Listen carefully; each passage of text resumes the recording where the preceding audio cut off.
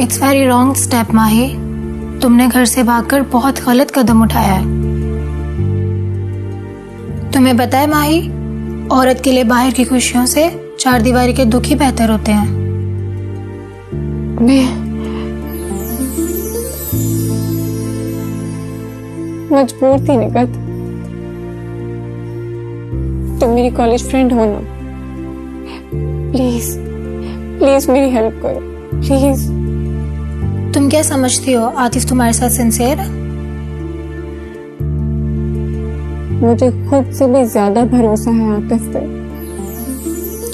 तुमने उसे बताया कि तुम लाहौर आ गई हो? मैंने कॉल की थी।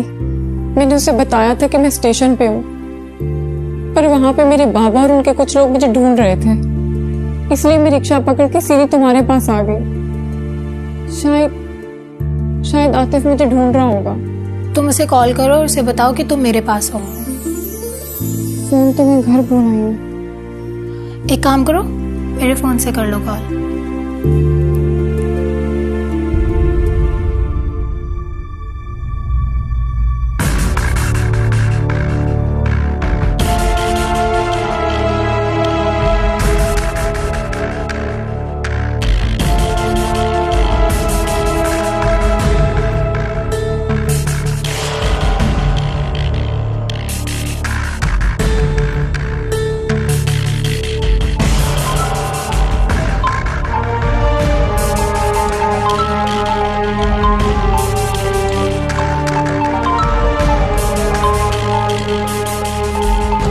अगर माही की कॉल हुई तो पूछ उससे वो स्टेशन पर किस जगह है।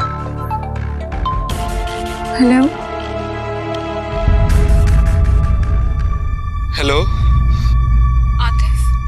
आतिफ, मैं स्टेशन पे नहीं हूँ। तुम वहां मत आना। मेरे बाबा के लोग मुझे वहां ढूंढ रहे थे, इसलिए मैं वहां नहीं रुकी हूँ।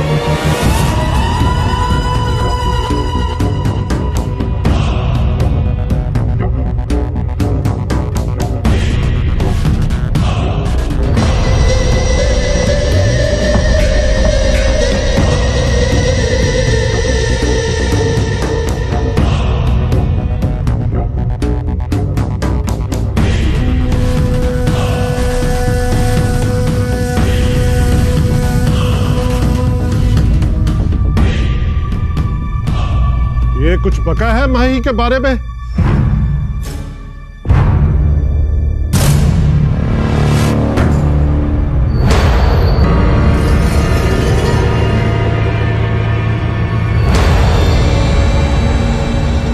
माही, माही, क्या हुआ? क्या कहा है आतिफ ने?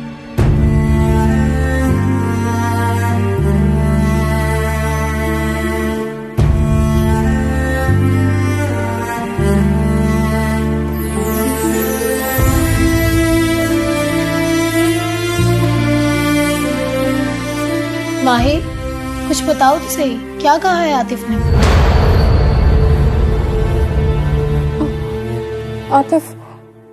आतिफ के फोन में मैंने अपने बाबा की आवाज सुनी है। Oh no. हाँ, जरूर मेरे बाबा या मेरे कजन बाबरी ने आतिफ को अगवा कर लिया। निगत वो उसे मार डालेंगे, वो आतिफ को मार डालेंगे। प्लीज कुछ करो। रोने से कुछ नहीं होगा माही, हमें इस वक्त आतिफ की हेल्प करनी चाहिए। तुम बैठो, मैं उसके बाबा को इन्फॉर्म करती हूँ।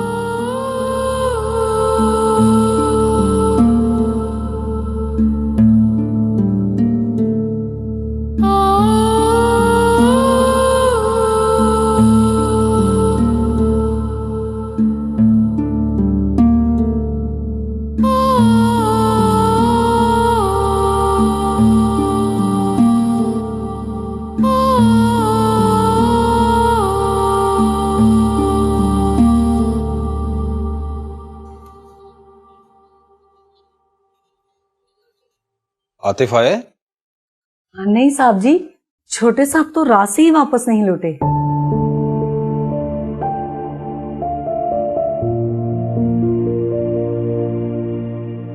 साहब जी, आपके लिए खाना लगाऊं? नहीं, मुझे भूख नहीं है। जी अच्छा।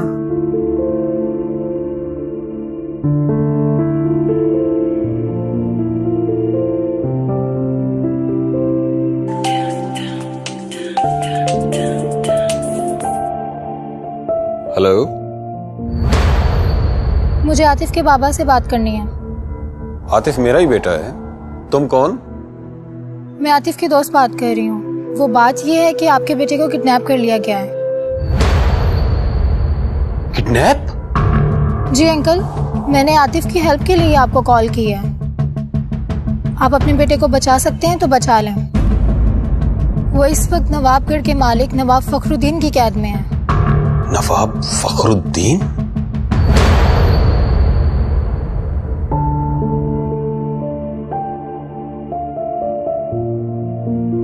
अस्सलाम वालेकुम। कैसी हो रिफत?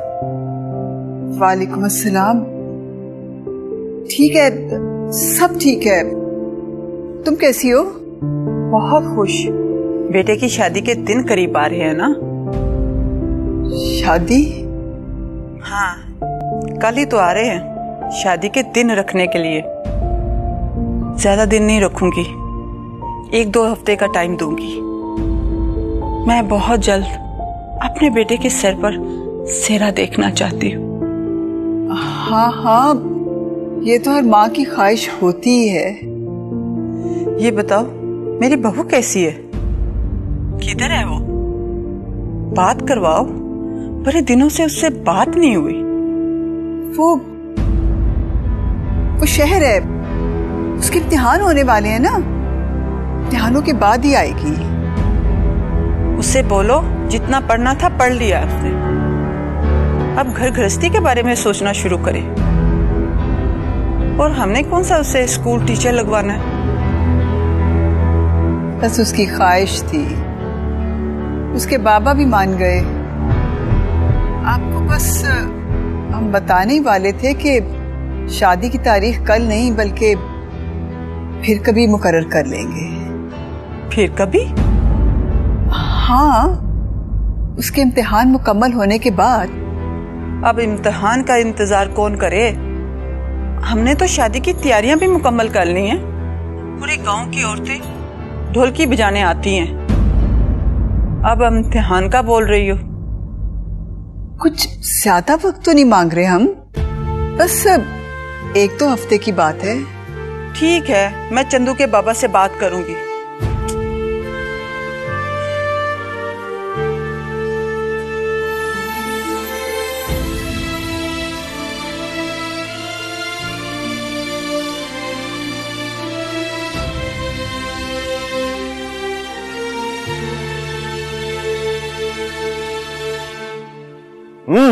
नहीं बनूंगा, मैं दूल्हा बनूंगा। अभी बना, दूल्हा बना, चल। आप दूल्हा बनेंगे शादी वाले दिन। दूल्हा बनूंगा तो शादी होगी, बनूंगा। क्या शोर मचा रखा है? सरकार छोड़े, सरकार कह रहे हैं आज ही दूल्हा बनना है। बाबा साहब, पहले दूल्हा बनना है। आप बनोगे। कब? बहुत जल्द। पक्का? पक्का। Thank you.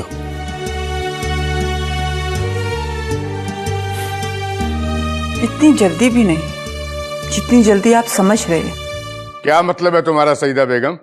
फखरुद्दीन की बीवी से बात हुई है मेरी। वो शादी की तारीख कल नहीं, 1-2 हफ्ते के बाद दे रही है। वो क्यों? उसकी बेटी के इम्तिहान चल रहे हैं। मुझे लग रहा है इस रिश्ते से मुकर जाने के बहाने ढूंढ रही है वो। अगर तुम्हारे घर वालों को हमने नहीं मुकरने दिया तो चंदू के ससुराल वालों को कैसे मुकरने देंगे? बस तुम अपने लाडले को भी कुछ तमीज सिखाओ और बच्चों वाली हरकतें बदलने की कोशिश करो। उसकी हरकतें देख देख कर लोग फखरुद्दीन को बताते हैं, तभी तो बार बार इनकार किया जाता है। बरादरी वाले बीच में ना आते तो वो कभी राजी ना होता। अगर वो राजी हुआ है तो उसने ऐसा नहीं किया हम पर। बरसों पहले जो वादा किया है वो निभाकर अपनी इज्जत बढ़ाई है। मेरे चंदू में बुराई भी क्या है?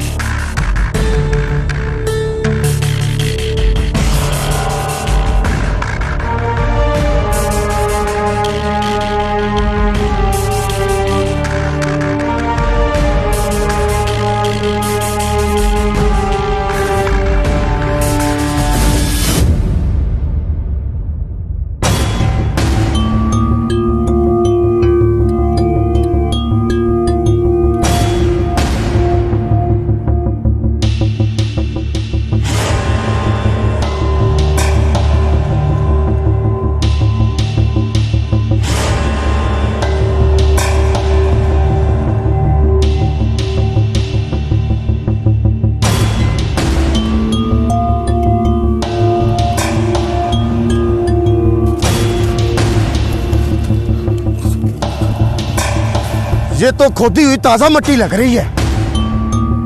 हाँ, है शाबाशे, बिल्कुल सही आइडिया लगाया तुमने। खोदो इस जगह को, मुझे लगता है यहाँ पे ही लाश मिलेगी।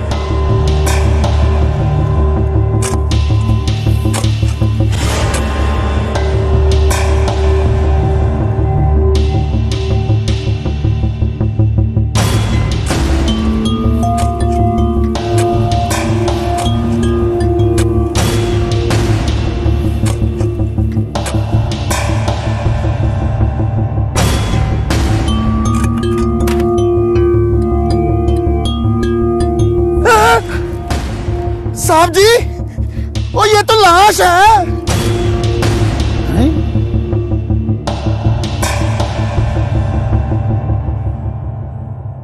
साहब जी, मेरी बहन की लाश।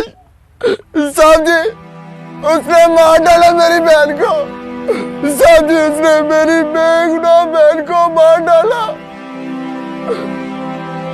मास्टर जी, जुल्म किया उसने, जुल्म किया मास्टर जी, उसने जुल्म किया।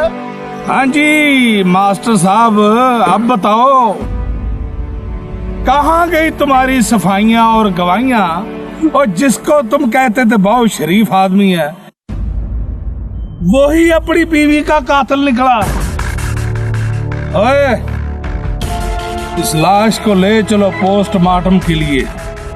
और रह गई बात कातिल की, उसको तो मैं पकड़ ही लूंगा। जहां छुपना बेटे छुप ले, तू खुद मुझे कहेगा, ऐ शाबाशी, पकड़ ही लिया ना।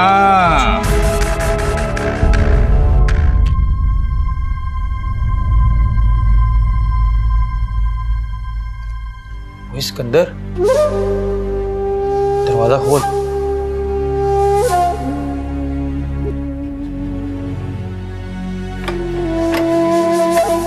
सिकंदर, ओए जालिमा, तूने अपनी बीवी को मार दिया? नहीं नहीं, झूठ ना बोल।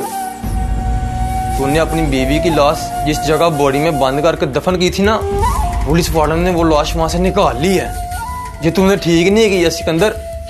अब तू पुलिस के हाथों नहीं बच सकता। जितनी जल्दी हो सकता है यहाँ से भाग जा। ओए सोच क्या रहा है, यहाँ से निकलने वाली बात कर।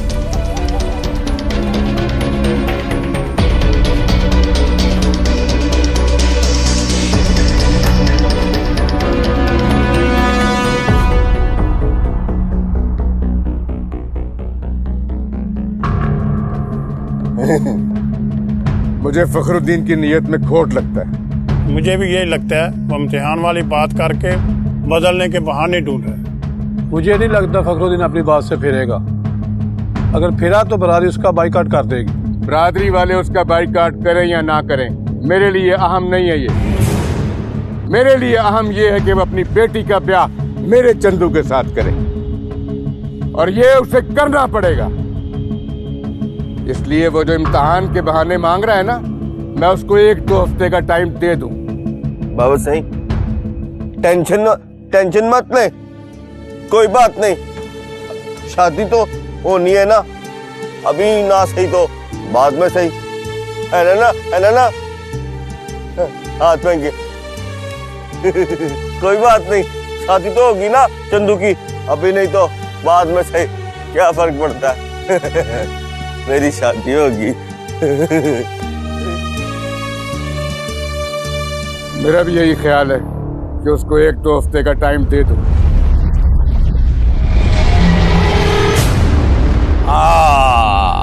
आई शाबाशी, आज तेरी मालिश का मजा आ रहा है। रोटी हजम हो गई है भाई। आज पल्ले से खाई है ना? अच्छा भाई। हाँ जी, तो आपका बच्चा अगवा हुआ है जी।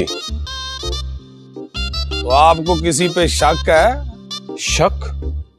मुझे पूरा यकीन है कि मेरे बेटे को नवाब फखरुद्दीन ने किडनैप करवाया है।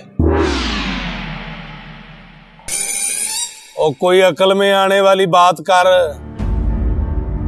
फखरुद्दीन आदमी ऐसा नहीं है, ना खुद मुसीबत में पड़ ना हमें डाल। वैसे तू आया किधर से है? लाहौर से। हाय शाबाश लो लाहौर से आए हैं और फखरुद्दीन नवाब साहब 250 मील दूर जाके इनके बेटे को अगवा करके ले आए। मैं उनको जाती तौर पे जानता हूं, वो यहाँ के नवाब हैं, नवाबगढ़ के नवाब हैं। और उनकी अप्रोच तुम्हारी सोच से भी ऊपर है। उन पे ये घटिया झूठा इल्जाम लगा के ना खुद मुश्किल में फंस, ना हमें डाल। चुप करके केस बट के निकल जा, चला जा। फखरुद्दीन की अप्रोच से डरकर तुम अपने फराइज से गफलत और अपनी इस वर्दी से बेईमानी कर रहे हो, जो तुम्हारे लिए ठीक नहीं है। अगर मेरे बेटे को कुछ हुआ तो फखरुद्दीन से पहले उसकी तमाम तर जिम्मेदारी तुम पर होगी। ऐ शाबाश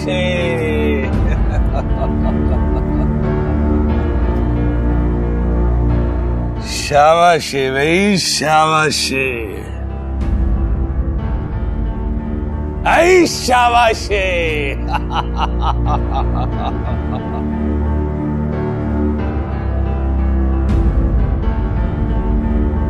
यानी तुम कानून के हाजिर ड्यूटी ऑफिसर को धमकी दे रहे हो? मैंने तुम्हें हाजिर ड्यूटी अफसर समझकर अपना मुद्दा बयान कर दिया था, लेकिन यह जानकर कि तुम कानून से ज्यादा नवाबों के नौकर हो, मैं अपना तारुफ करवाने पर मजबूर हूं। यह कार्ड मेरा तारुफ है।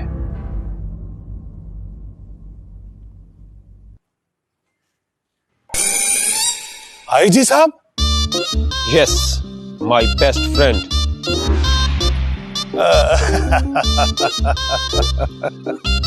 और शराब तो गुस्सा ही कर गए हैं। आप तो हमारे मेहमान है जनाब। बैठो बैठो बैठो। ओए बिल्लू। जी साहब जी। ओए जा, ओए साहब जी के लिए कोई बोतल शोतल लेके आ, कोई चाय लेके आ, कोई बिस्कुट, कोई फ्रूट। मैं अभी लेके आया साहब जी। जल्दी जा जनाब। थैंक यू, लेकिन जो मैंने कहा होगा जनाब, वही होगा जो आपने कह दिया, वैसे ही होगा। रिफत, ठीक है तुमने सजदा भाभी को 1-2 हफ्ते का बोल दिया है, लेकिन ये मत बोलना कि तुमने झूठ बोला है। सच बोलने से भी तो रुसवाई है ना। तुम्हारी लाडली जो रसवाई हमें दे गई है, उस रसवाई को हमारे झूठ बोलने से कब तक छुपाया जा सकेगा? बस 1-2 हफ्ते तक। उसके बाद क्या कहेंगे उन लोगों को?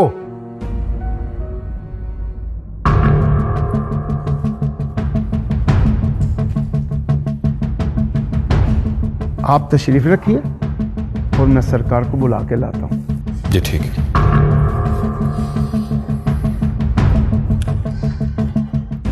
मुझे तो खुद बिल्कुल समझ नहीं आ रही कि क्या करूं। जिस बेटी को सारी जिंदगी सच बोलने का सबक सिखाती रही, उसके एक गलत कदम उठाने की वजह से झूठ बोलने पे मजबूर हो गए हैं। साहब जी, वो बाहर कोई आपको मिलने के लिए आया है। ठीक है।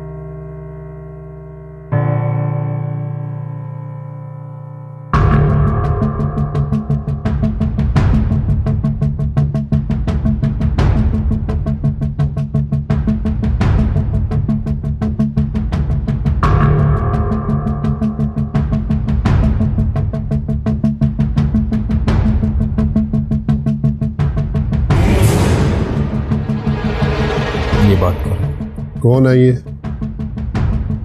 एसपी साहब। जी अस्सलाम वालेकुम। जी एसपी साहब। बस सलाम करने के लिए फोन किया था। इनका एक छोटा सा काम है। कौन है ये? सेठ वकार अहमद साहब, लाहौर से आए हैं। शहर में बड़े रख रखाव और ठाट बाट वाले लोग हैं। हाजी साहब के बेस्ट फ्रेंड हैं। ओके।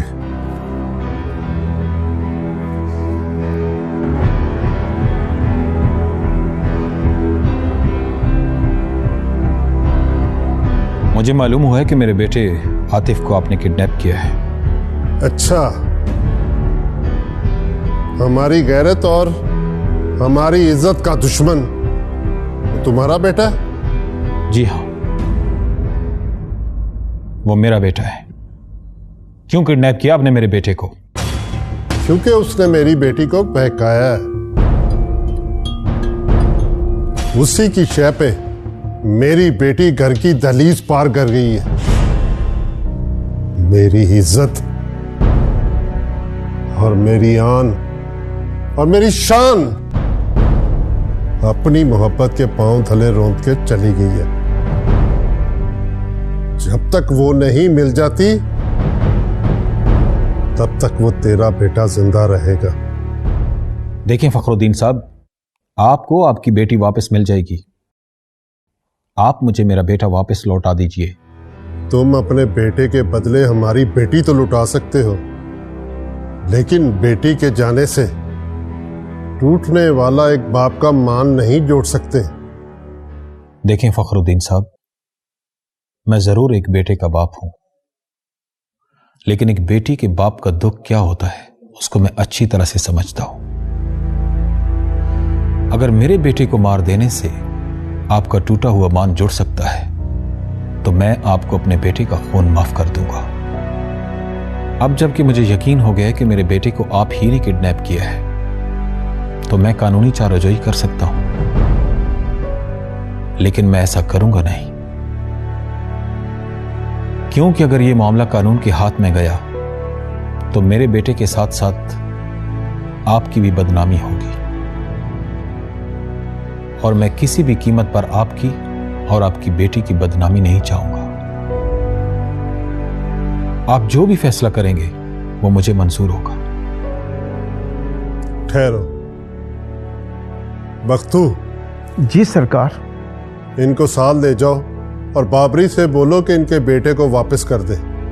अच्छा जी।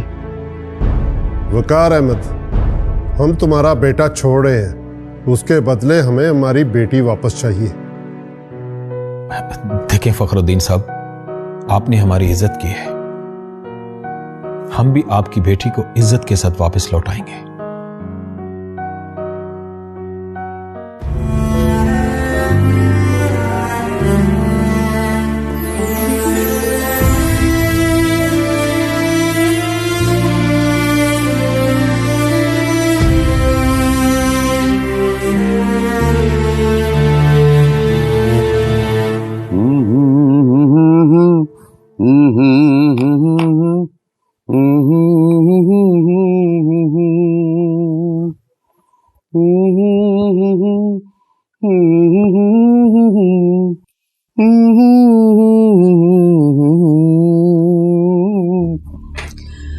लगता है फिर शहर जाने की तैयारी है। समझदार हो, आखिर नवाब खुशबख्त की बीवी हो।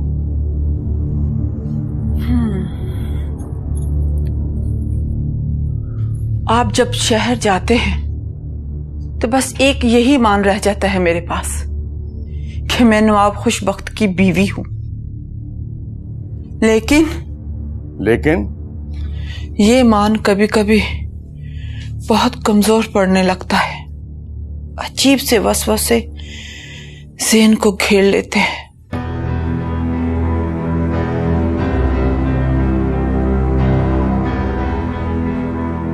ये वसवसे हर बीवी के जहन में आते रहते हैं, और अगर मेरे बस में होता तो औरत का दूसरा नाम वहम रख देता। औरत का दूसरा नाम वहम नहीं, सब्र है। और औरत की इसी सिफ्त का नाजायज फायदा उठाते हैं मर्द लोग। तुम कहना क्या चाहती हो?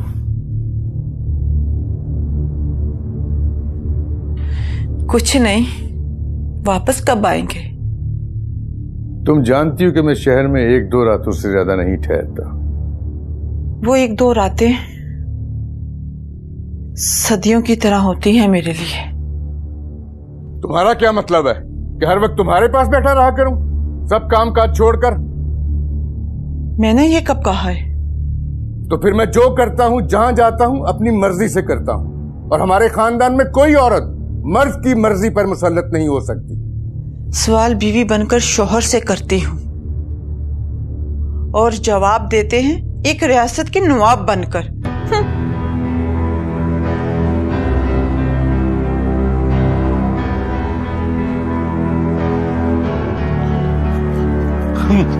बाबू सही, वो मेरे घोड़े के लिए बिस्किट और कपड़े।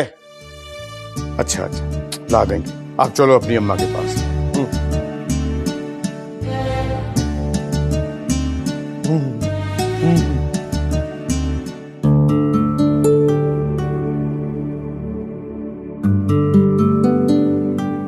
सलमा, ओ सलमा। हाँ अम्मा। अम्मा की मारी दिन ढलने को है, मेरी सब्जी काटने तक आटा गूंद के रख दे। अच्छा अम्मा। जल्दी कर। एक तो इस कलमुहे सब्जी वाले ने ना सारे आलू ही खराब दिए हैं। कल आए, मैं इसकी अच्छे से खबर लेती हूँ। पैसे लेता है गोश्त के और देता है सब्जी गली सड़ी। पर वो बेचारा भी क्या करे, महंगाई इतनी हो गई है। पर आज से आटा उछला है, लगता है कोई मेहमान आने वाला है।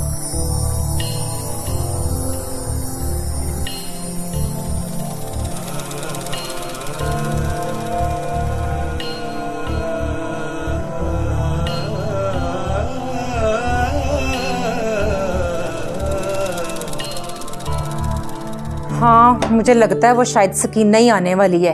एक तो इसने मेरी नाक में ना दम कर रखा है। क्यों? उसके बेटे का रिश्ता नहीं हुआ अभी तक? 20 रिश्ते दिखा चुकी हूँ मैं उसको। उसके तो नाक पे कोई रिश्ता बैठता ही नहीं है।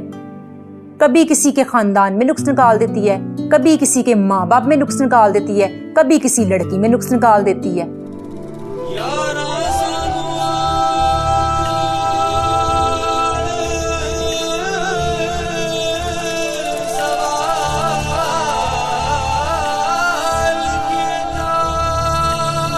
कल को जब अपनी बेटी का रिश्ता करेगी ना, तो फिर उसकी अकल ठिकाने आएगी। और तूने सुना है ना, जैसे को तैसा। छोड़ अम्मा, आजकल ऐसा ही होता है। अब की बार है तो उसको बोल देना, उसके बेटे के मयार के मुताबिक तेरे पास कोई रिश्ता नहीं है। दिल तो मेरा भी यही चाहता है, फिर सोचती हूँ कि कहीं हो ही जाए तो अच्छा है। 4 पैसे ही आएंगे ना, जो तेरे हाथ पीले करने के काम आएंगे।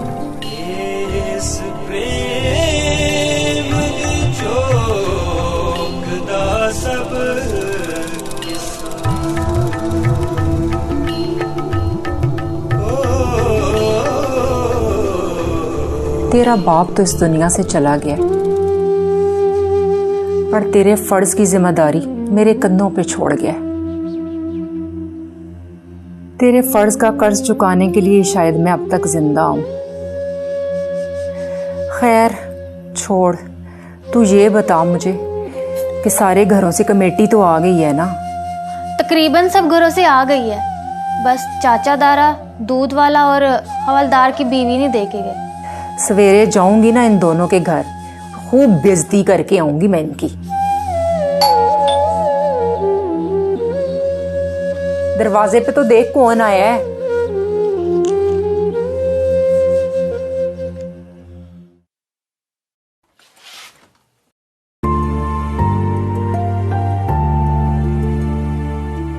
सिकंदर, तू? हाँ मैं। तू कैसी है?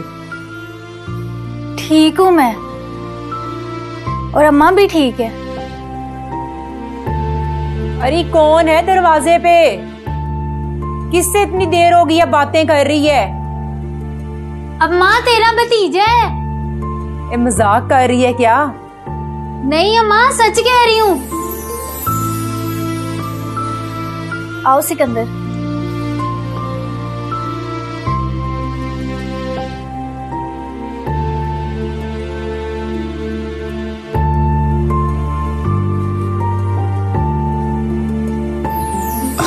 अस्सलाम वालेकुम फुप्पो। वालेकुम अस्सलाम। शुक्र है तेरा दिल भी चाहा अपनी फुप्पो से मिलने को। कहाँ रहा है तू इतने साल? फुप्पो अभी मैं बहुत थका हुआ हूँ, बाद में बताऊंगा ना आपको। तू खड़ी क्या मुंह देख रही है? जा जल्दी से हांडी रोटी पका। देखती नहीं कि कितने बरसों के बाद मेरे बेहश्ती भाई का बेटा आया है। जा और चल पुत्र, तू थोड़ा सा ना फ्रेश हो जा, फिर खाना शाना खा के ना दोनों खूब दुख सुख करेंगे। चल आजा अंदर मेरा पुत्र।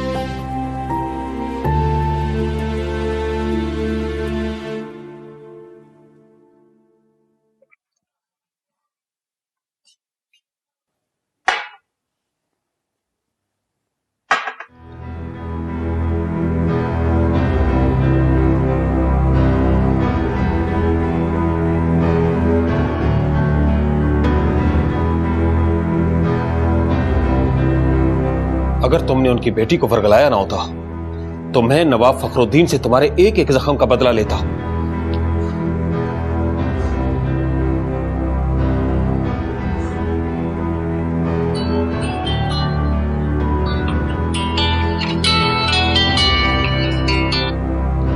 हेलो, आप आतिफ के पापा हैं ना? जी जी, आप कौन? माही। माही?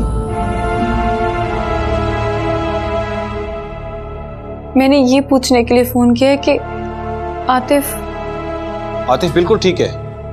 ये लो बात करो। हेलो माही। आतिफ तुम ठीक हो ना? हाँ माही मैं ठीक हूँ। मेरे डैड मुझे तुम्हारे घर वालों के चुंगल से छुड़ा कर ले आए हैं। मगर माही तुम इस वक्त कहां पर हो?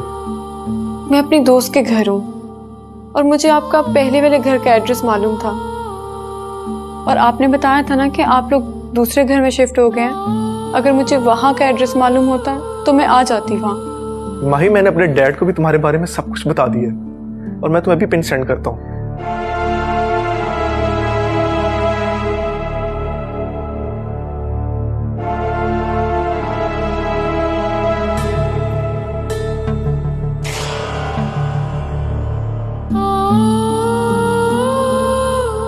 मेरी फ्लाइट का टाइम हो रहा है, आओ मैं तुम्हें छोड़ आती हूँ। नहीं, तुमने मेरे लिए पहले ही बहुत कुछ किया है और मैं तुम्हारी हमेशा एहसानमंद रहूंगी।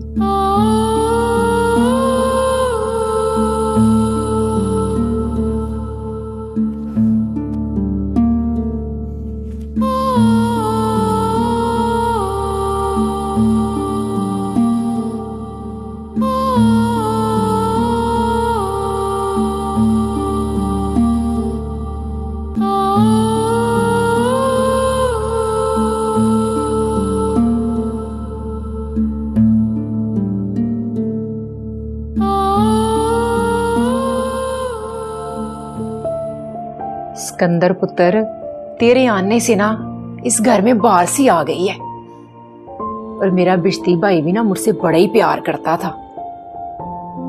और तेरी अम्मा से शादी होने के बाद ना ऐसा ऐसा वो घर आना ही छोड़ गया। पता नहीं क्या जादू टूना किया उसने कि उसके पैर ही बांध दिए। अम्मा, मरने वालों से शिकवे शिकायतें नहीं किया करते। अरे अगर शिकवे शिकायतें होती तो मैं अपने भाई भाभी के लिए हर जुमेरात को खत्म थोड़ी ना दिलवाती। अम्मा, वो तो चले गए अब इस दुनिया से। सिकंदर से भी तो पूछ, इसको हमारी याद कैसे आ गई?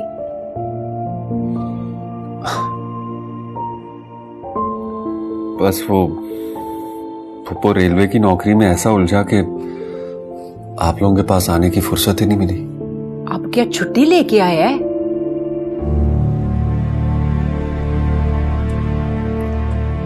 नहीं फुप्पो, हमेशा के लिए आ गया। यही कोई छोटी मोटी नौकरी ढूंढ लूं। सुना था तुमने शादी कर ली। वो शादी नहीं, बर्बादी साबित हुई थी मेरे लिए।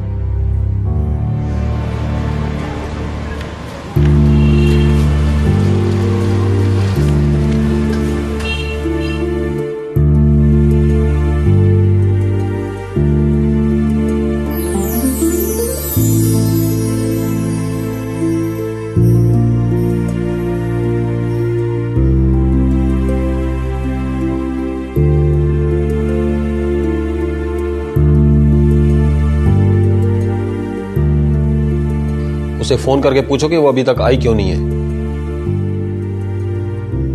अभी कुछ देर पहले बात हुई है डैड, बोल रही थी कि मैं रास्ते में हूं।